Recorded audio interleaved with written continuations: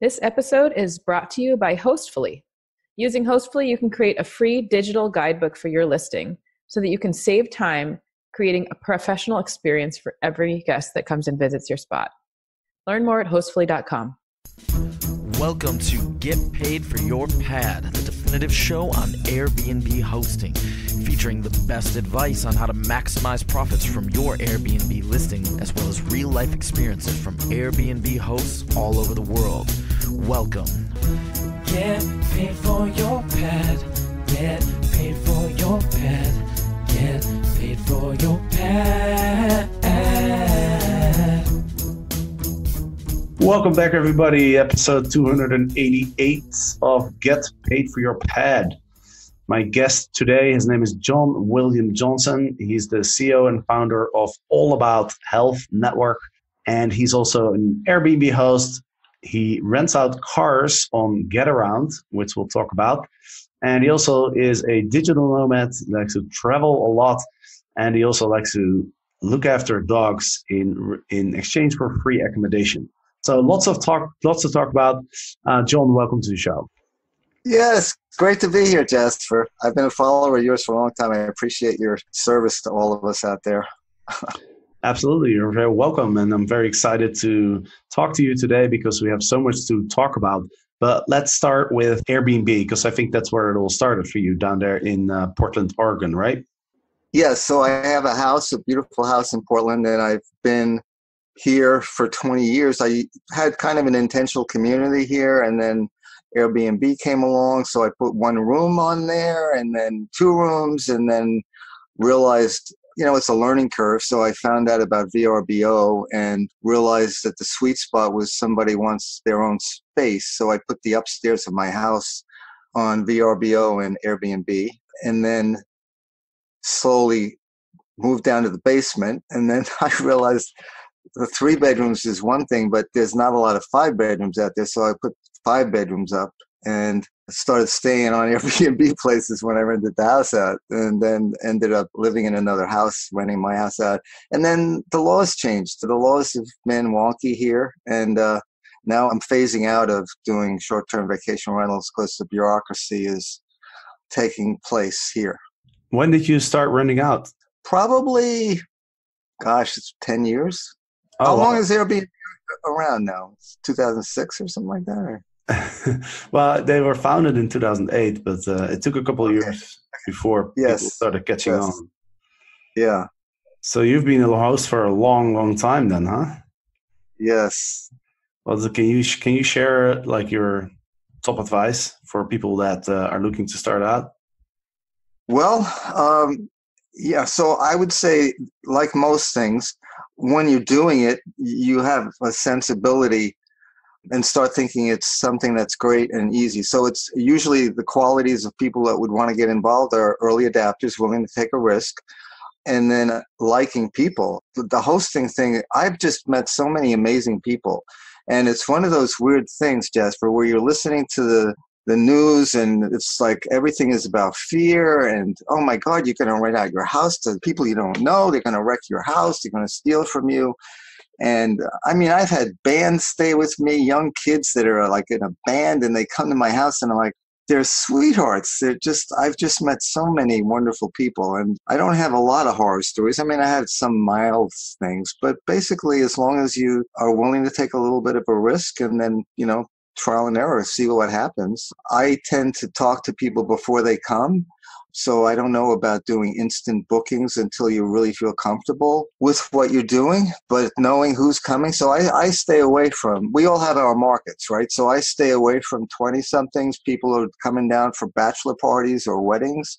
My sweet spot has been families that are here to visit people, their kids or whatever, or graduations And that being said, I just had a bunch of 20-somethings who are here to party, and they made a mess. They ruined some of my pots, but in general, it was worth it. It was okay. Awesome. Well, that's good advice. Whenever you start something new, it's always a little daunting sometimes. You don't know what to expect. And so that's very good advice for people, just give it a shot.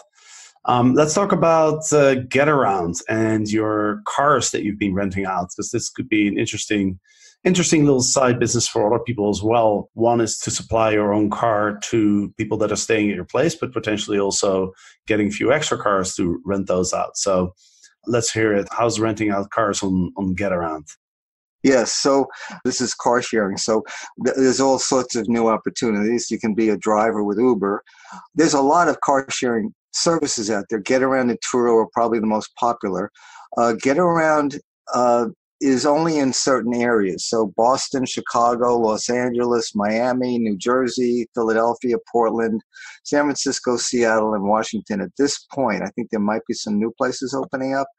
So the idea is you put your car available on their website. You get an app. They take your car and put a device in your car. You have one of those RFD things where your key is in an RFD packet and it's in the car. And somebody looks on the app to see what cars are available in their area and how much they are. And then they just go to the house, to the car, and rent the car. So the difference between Turo and Getaround is Getaround, I don't need to be there when they come to see the car, to get the car. With Turo, usually I hand them the keys. I don't do Turo at this point. So there's pluses and minuses with the kind of people and where you're located. So the average, I don't even know if it's the average, but probably if you're doing it right, you can bring in $600 to $700 a month with your car. It's one of those things where it fits into the short-term vacation rental model is if you've got an extra car or even your own car and you don't use it that much, you can make it available to your guests. And so instead of renting from Hertz or Budget, they could rent from you. And you set your prices. So on Getaround, they like it if you're willing to rent for as little as an hour. So you might make $6 in an hour. If they rented a whole day with my cars, it's somewhere around $36 for a day. Awesome. Well, you know what? I'm actually using a similar service in Barcelona quite a lot, and it's called Drivey.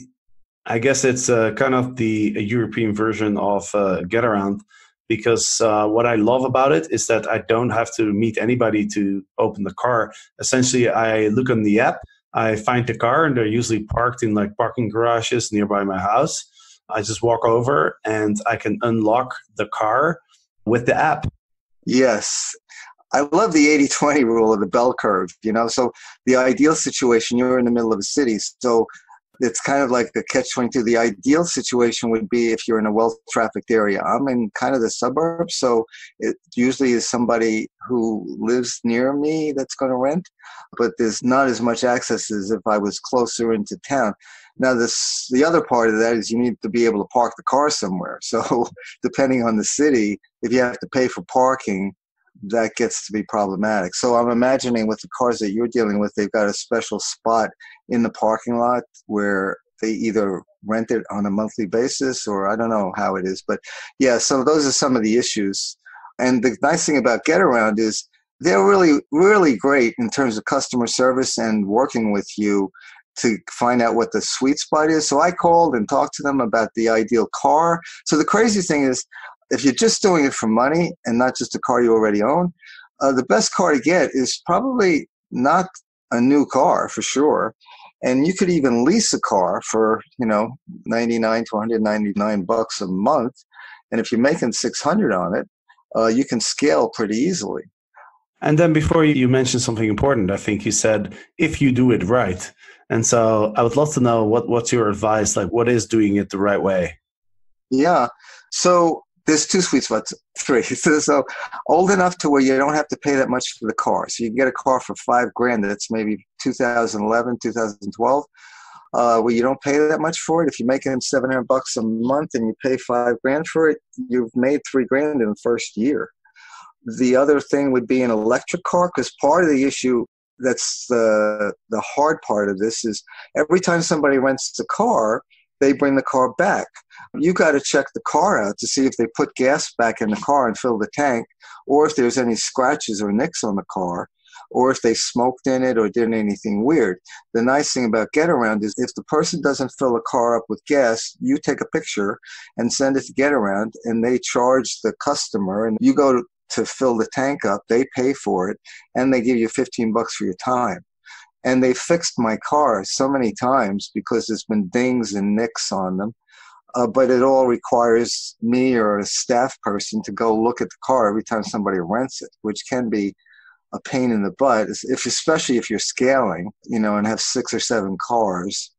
You'd either want to have help, or you'd have a car old enough to where a couple of scratches don't matter that much. So the second sweet spot is an electric car, where you don't have to deal with gas, where the customer probably likes that a little bit more too, where there's no gas involved. And then the other is just the location that you're in. So leasing the car versus buying it. Yeah. What your credit is like, how many cars do you really want to get? I would think to start, you just want to do it on the car that you're using with your house. And quite frankly, to be quite honest, most of my rentals are not through people who are staying at my house. I haven't really pushed that much because most people come into the airport and I don't want to put the car at the airport. I haven't gotten to that level of sophistication. You could probably have a car that you'd have a spot at the airport for. Yeah, there was actually a platform for that. I think it was called like Flight Car or something, but I think it's not operational anymore. So let's talk about the insurance. Like, I'm sure there's a lot of people who listen to this and they have a car and they might think, okay, well, I don't want people to damage my car. So how does it work with the insurance? Like, Getaround fixes it if it's broken? Yeah, they've been unbelievable. They've been really great. So like a sweet spot, I have a woman who printed my car. A lot of people in the world doesn't have enough money to buy a car, but she works. She works a lot. She needs a car to work. So she started renting my car, really loves the car. And she's had my car for 3 months now, 3 or 4 months. And I'm getting probably $1,000, 800, at least 800 a month. Yes. So they cover the insurance.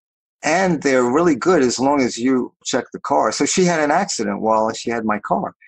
And it was the other person's fault.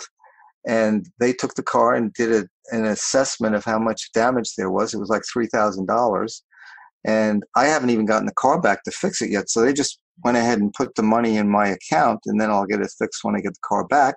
Or, you can look at the car and see how bad it is and see if you can fix it yourself and just pocket the money. Like, I've had probably $4,000 in insurance claims right now no, 6,000, 2,000 of which I had the car fixed, and 4,000 which is in my account, and I can decide to fix it or not.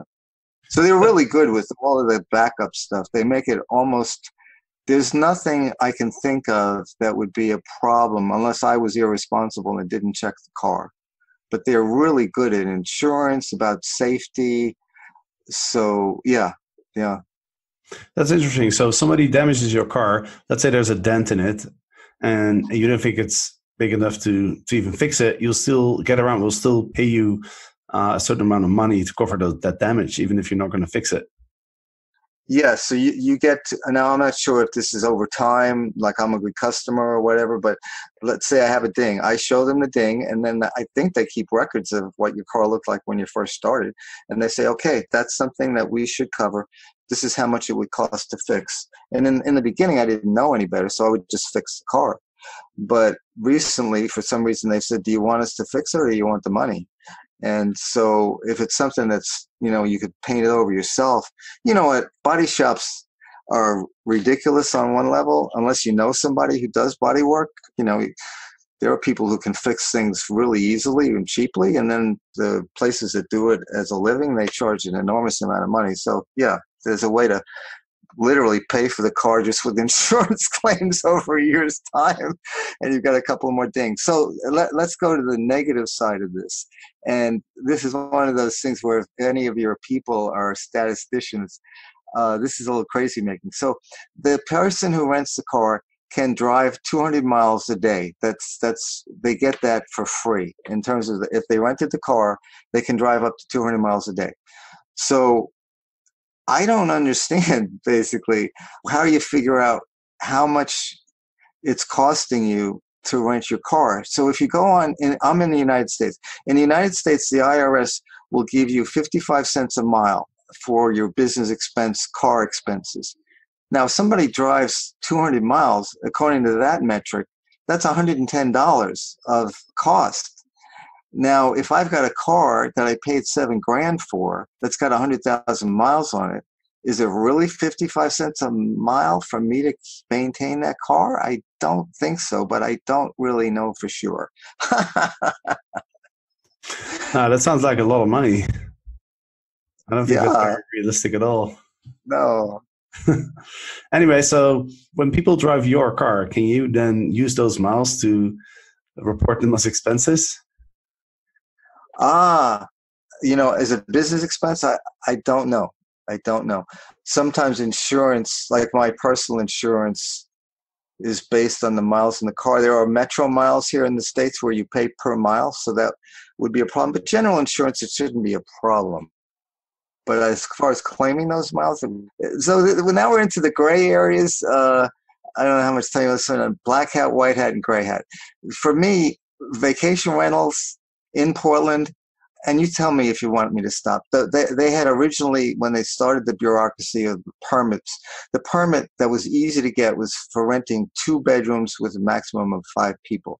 I had more than 2 bedrooms. I went to them and said, what about 3 bedrooms? They're like, well, we're still figuring this out. Just get the 2 bedrooms. Don't worry about it. Well, 3 bedrooms, it's a whole other ballgame. It's $5,000 to apply.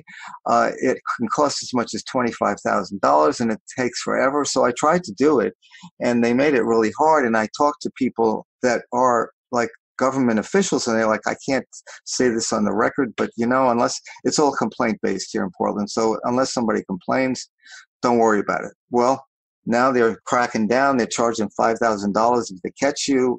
So there was a spot there where you could do it, and you're kind of in that gray area where the laws aren't that clear. And then to me, the money's in the gray areas where you're not following the laws totally, but you're not really breaking them. I know you can put mileage as a business expense, right? Yeah. But I'm assuming you have to drive the car yourself if you put it as a business expense. So it was just something that came to mind as kind of funny. But it would be very dodgy, I think, to report miles that other people drive, your clients drive. Yeah, and this is one of those things where depending on who I talk to, like I own a business, and I've got people who say, oh, you could be claiming this and you could do this and you could have this off the books. And I'm like, up to a point, I'm willing to kind of play dodgy, but we all have our parameters. But to me, the money's in the gray areas. If you're just following the laws like exactly the way they are, you're going to really restrict yourself. Because there's a lot of gray in the world. And most people, it's all digital now. It's yes or no, black or white, on or off. And it's all about the grays to me. You told me that you're looking to sell your home in Portland because of all the regulations and reinvest the money somewhere else. Where are you thinking? Yeah. So this is where we get into a whole other subject, like how do I figure that out? So Nashville, Tennessee seems like, so AirDNA, most of you people probably know about that, and you probably know other ones. I'm not aware of any other ones, but they have a really sophisticated software where you can go into just about any city and find out exactly what rent's there, what the laws are like, what the demands are. It is kind of expensive, but that would be interesting to get a bunch of us to actually get a subscription and to pay for it as a group. But so you can get a lot of data with them. So for me personally, I'm in Portland, right? I grew up in New York and I lived down in LA, the beach towns in LA. So Colombia, Medellin, that's, I think you know about it more than I do. That's probably not going to be a vacation rental because some of the things you found out, but that's where I'm going in September. And that's a whole other conversation, the digital nomad niche, which is really amazing how a certain number of people have picked up on getting groups of people together and hosting them in incredible houses and having a workstation, and then people who know the area that can take you around.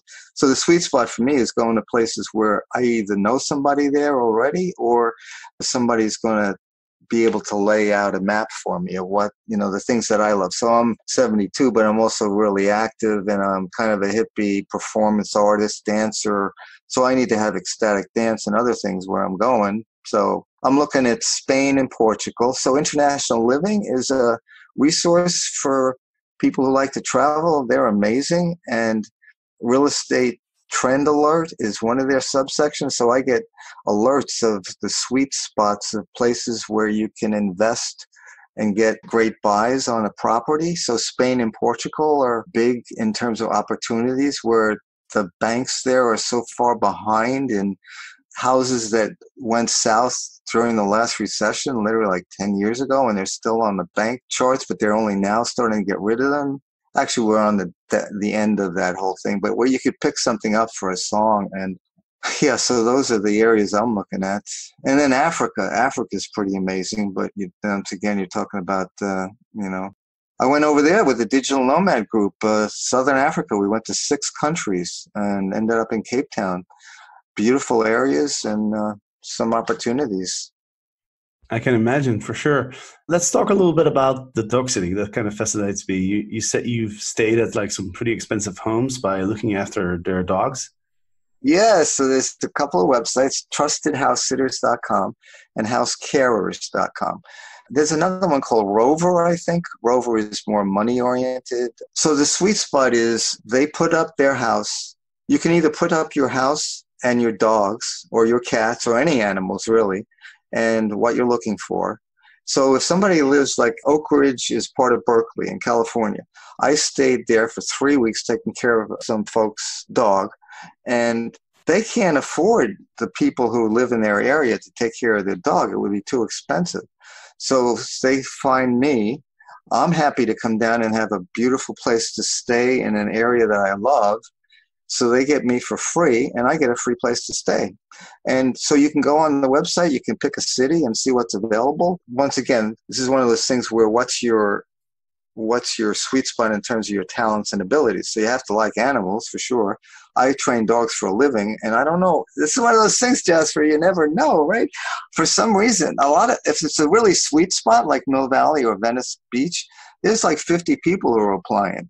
And they pick me. And I'm like, what? And I think there's something about an old dude. They figure I'm not going to ruin anything. I'm not going to party there. And I was a dog trainer. I had a dog kennel. So I've got some pictures of me with dogs. And I do have to say I'm probably on the top of the percentiles in terms of my ability to be with dogs and cats and other animals. But if you like dogs or cats and you can present yourself as a likable person, there's real opportunities there. Awesome. Well, it's funny because I was just discussing with my flatmates here in Barcelona and thinking about getting a dog. We're all travel quite a lot, so we'd have to find somebody to look after the dog while we're away. But I guess we could use a website like you mentioned. Yes. So I have a cat. I'm a pet person, right? And I would love to have a dog, but like you were saying, I travel a lot. It's a lot harder to get somebody to take care of a dog than a cat. So I have a cat, and I have a staff. And so my sweet spot has been my business. I totally optimized my place, Jasper. So I fixed up my house.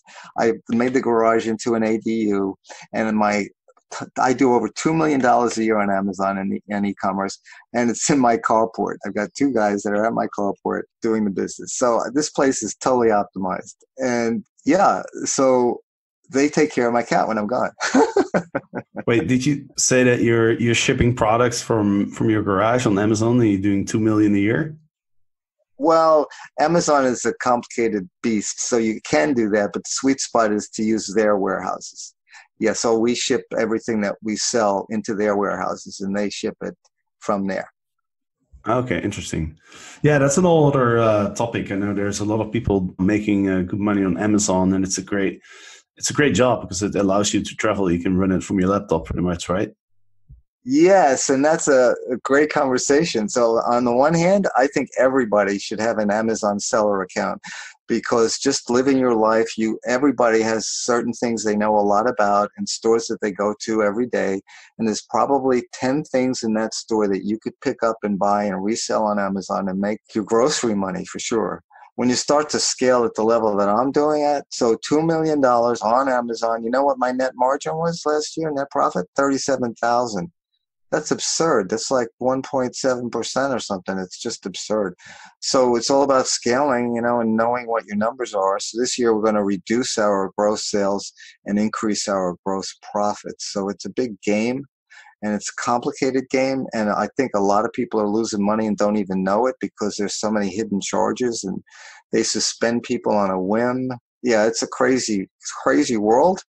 And so as with most things, that are crazy. There's good things and bad things, and you just have to find the sweet spot. Awesome, man. Well, I love how you're trying out all these different things and how you're doing a lot of things with technology in order to to enrich your life, allow you to travel, especially at your age. I think that's really inspiring. So that's really cool. Is there anything you wanted to share with the audience before I let you go? Oh, yeah. I just wish you all the best, and don't listen to anybody. It's one of those things that if you're talking to somebody who really knows things, they're always going to tell you, try it out. This is my experience, and you should try it out. I get sucked into thinking people know more than I do. So there's all these gurus and people who are teaching, and they don't know what they're talking about. The story about the gold mine, who made money during the gold rush? The people who sold the shovels. So, yeah, beware of the teachers out there who are teaching stuff that isn't true anymore. Trust your gut, but then small steps, and be aware of the gray area. Take a risk, but not too big a risk. Awesome. I love it. All right, John, thank you so much for joining. And it's been really interesting. And good luck with everything. And if you're going to Colombia, let me know. I know a few people there, as well as in Spain and Portugal as well, actually. So I'd love to get some updates on what your plans are regarding your short-term rental business and your investments there. Yes, Jasper, I really appreciate all that you offer to all of us, and thank you. I hope to meet you someday soon. Yeah. Sure, that would be great. And why don't you share your website with the audience? Healthy, Happy, Long Life. So www.healthyhappylonglife.com. And then that's the name of my store on Amazon also. We sell a ton of Nike stuff. So if you're looking for shoes, or right now we're doing back to school stuff. So if you got kids and you're looking for back to school stuff, yeah. Awesome. I'll check it out. All right, John, thank you so much for coming on the show. And to all listeners, thanks for listening. And next Thursday, of course, another episode. So make sure you listen to it. Goodbye. Get paid for your pad. Get paid for your pad. Get paid for your pad.